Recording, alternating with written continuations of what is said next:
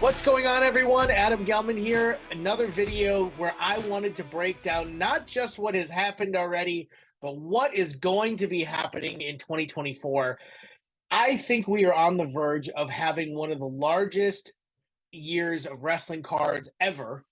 And I think it's going to be that way for a couple of reasons. I wanted to take some time to make a video and find some opportunity to walk through some of the things I think are going to happen. If you saw the last video, I'll link it in the comments here. I talked about the massive news around the settlement between WWE and Panini. I think that will have huge implications going into next year, and I'll explain why. We are either going to have one of the most complicated situations in the history of wrestling cards, or, as I mentioned, one of the biggest years. And there's a possibility, as small as it is, that we could have two manufacturers making wrestling cards potentially at the same time. And here's how that's going to work. So let me break this down a little bit more clearly for everyone. Basically, the settlement that we got is not ever going to be public. We're never going to have a clear breakdown of what Panini got, what WWE got. None of that is ever going to be made public. We will have some level of indication as to what is going to happen with ongoing Panini products, eventually moving off of Panini and potentially onto Topps. All of those things can be sorted out in the course of 2024. I want to break it down here, as I mentioned. So let's start at the top. Who is going to be making WWE cards come 2024? And that is the main question that I think every wrestling collector is probably curious about leading into next year.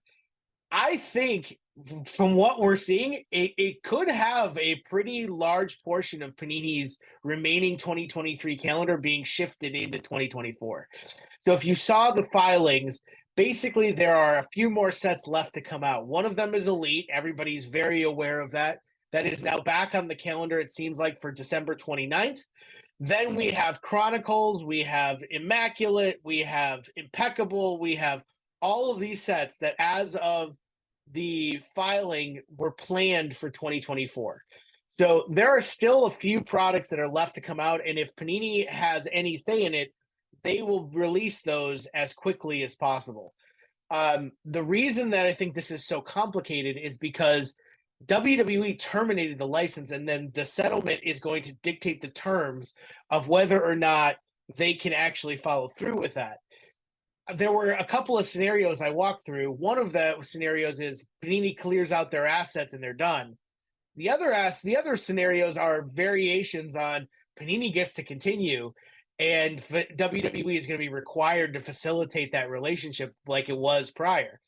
We've already seen indications that Panini is creating new stuff. They're mostly in the instant brands, which there are arguments to be said that it's not necessarily new.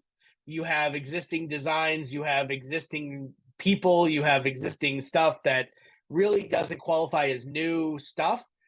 We also haven't gotten any previews beyond Elite. So right now, everything is still very much up in the air. You probably are going to get the Elite set regardless. I think that has been agreed upon through a number of different channels. But if they start creating, if they start creating new products, all bets are off. So I mentioned in the beginning of this video, there's a situation that could happen where both Topps and Panini could be producing wrestling cards at the same time. The reason being is that usually there is a 2023 calendar, there's a 2024 calendar, but because of all the delays, those calendars could start overlapping a lot more than they have in previous years, where if Topps is slated to take over 1/1/24 and Panini is allowed to finish out their 2023 calendar, you're going to see some overlap likely happen in the market.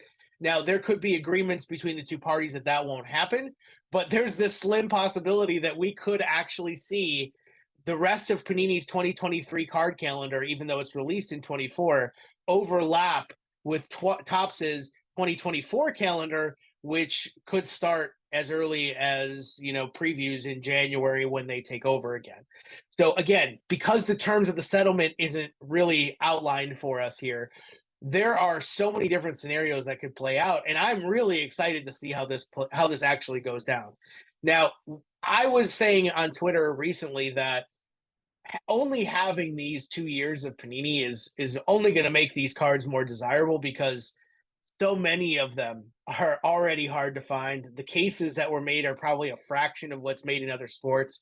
Once 2026 comes around and Prism and Select and Immaculate and all these cards are no longer made across the hobby, you're going to see a ton of people go back to them the way that they've gone back to Upper Deck, the same way that they've gone to Exquisite and SP Authentic and all those other sets that are no longer released in basketball and football. So I think overall, Panini's already in a good spot in terms of their hobby sort of legacy that's going to be left. But if they're able to continue producing cards through the end of next year, or even beyond, like that only makes 2024 much more desirable. So as we get going through the next year, what are some of the things that we should look forward to for if Panini is producing? One of those things is probably the second release of Immaculate WWE. That should happen sometime in the middle of next year if it happens. I think last year's Immaculate was probably one of the best wrestling sets ever released. It was full of multi-signed, hard-signed wrestling cards that have never happened outside of a set like Transcendent. It was filled with these amazing relic cards, all of these logos and autographs. I mean, it was just an incredible product. I cannot wait to see version 2 of that. If they are continuing through 2024 and be able to make new products for a 2024 calendar, I am absolutely going to be on board to see what happens with Prism and Select, mainly because of one specific person, and that specific person is CM Punk.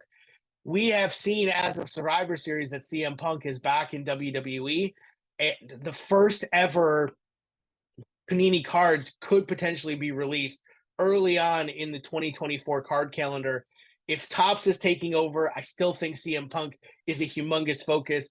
Although he did have cards in 2014 Chrome, this wouldn't be his first Chrome cards. It's still, it's been a decade since those cards have come out.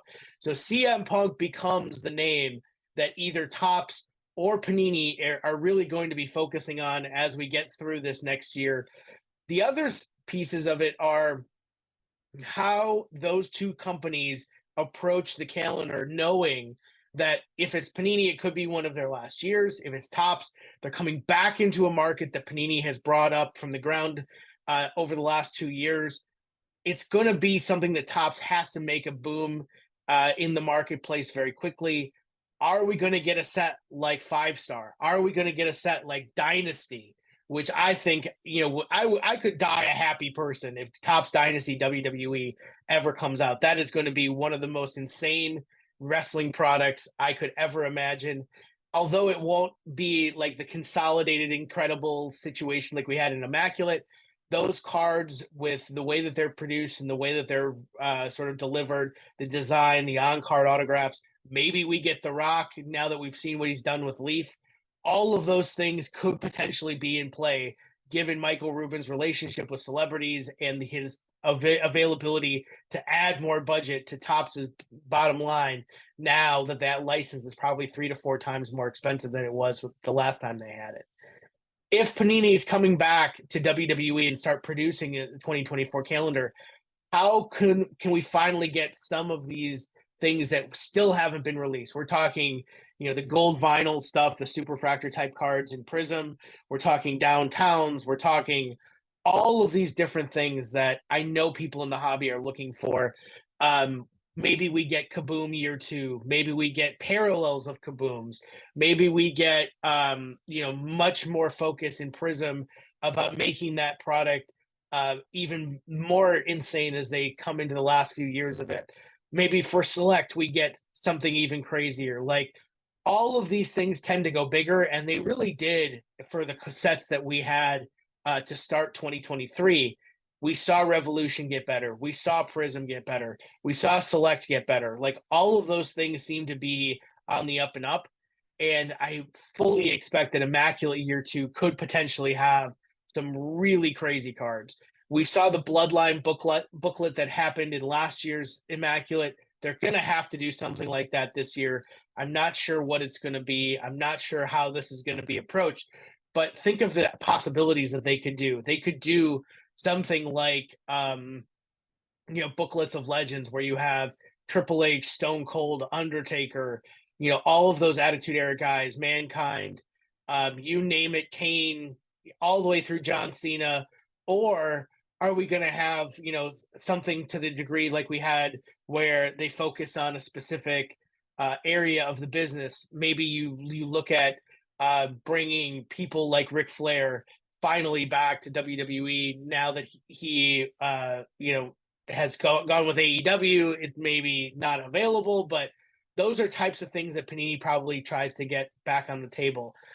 We've also seen that people like the Dudley Boys, Ken Shamrock, others have signed WWE contracts to be featured as legends. The Steiner brothers have been in sets, even though Rick has had some terrible things that he said. Like, all of those people could make these last few sets in WWE really good, especially if they're on card. We haven't had an on card Scott Steiner in years, if ever. Rick Steiner and Scott Steiner on the same card together, hard sign for Immaculate. That'd be a pretty crazy card. We're obviously going to have, major relics, major patches, all the same things that we had last year, probably increased, ramped up. You're going to have new people like Tiffany Stratton, who wasn't in Immaculate. You're going to have Sol Ruca. You're going to have all of these different new rookies from NXT. So you name it, there's so many possibilities. 2024, regardless if it's Topps or Panini, is going to be huge. I think if Topps takes over, just kind of switching gears a little bit, we're looking at likely some element of Chrome and Finest, just like they had before. But what are they going to do when it looks at like a base set? Are they going to redesign what was already released and just sort of port it over from baseball? Or are they going to do like they did in previous years and create an entirely new design for Topps Chrome and Finest? Given that the time frame is going to be a little bit shorter, given the settlement, like maybe those things are just copy and pasting from baseball, which baseball's design this year was awesome. I think that'll be a great use for wrestling. If you haven't found Cage GFX on Twitter, he actually made a Jey Uso card that looked really cool. So I think like those types of things would be awesome to see. We'll get super fractors again. We'll get, on card autographs on Chrome cards, which is literally my favorite thing that exists. So like all of those things could be coming back. As I said, maybe we get more of these relic focus sets that never were things in Topps before, because Panini's opened the door to say superstar worn relics are something that can be attributed now to a WWE product. Maybe Topps continues that. I also think the cost is going to go up on a lot of these products, so maybe there's more high-end stuff that can be included. Yeah, I mean, the sky is the limit. 2024 could be, like I said, a very complex year, but also one where there's a lot of competition to drive really the end of Panini's license, the continuation of Panini's license, or the beginning of Topps's license to make a bang. Like, those types of things are really fun to see as collectors because they go all out. People like Sable, people like The Rock, others that haven't signed for a wrestling product in years and years and years and years and years, all are going to be on the table maybe. I think we have a lot of different names that still are out there for Panini to get. There are names that Topps hasn't ever gotten before. Maybe Hulk Hogan, Stone Cold, Undertaker, which Topps had very low supply throughout their run. Maybe those come back a little bit more now that they have some budget. So as we approach these next few months, keep an eye out for those previews. Follow WTC on Twitter. Follow me on Twitter. Subscribe to this channel. We will be covering every bit of news as it comes through. I can't say this enough. There is so much here to be expecting. It's so much to keep up with. I know it can be a challenge, but we're going to do our best here on WTC. We also have more information coming around the main event too. We have a bunch of stuff that is going to be happening as we approach the national convention in Cleveland. This is going to be a big year for wrestling cards, and this channel is going to be right at the forefront of that. Cannot wait for that. Really, really expecting some humongous things to happen. Be along with us for the ride.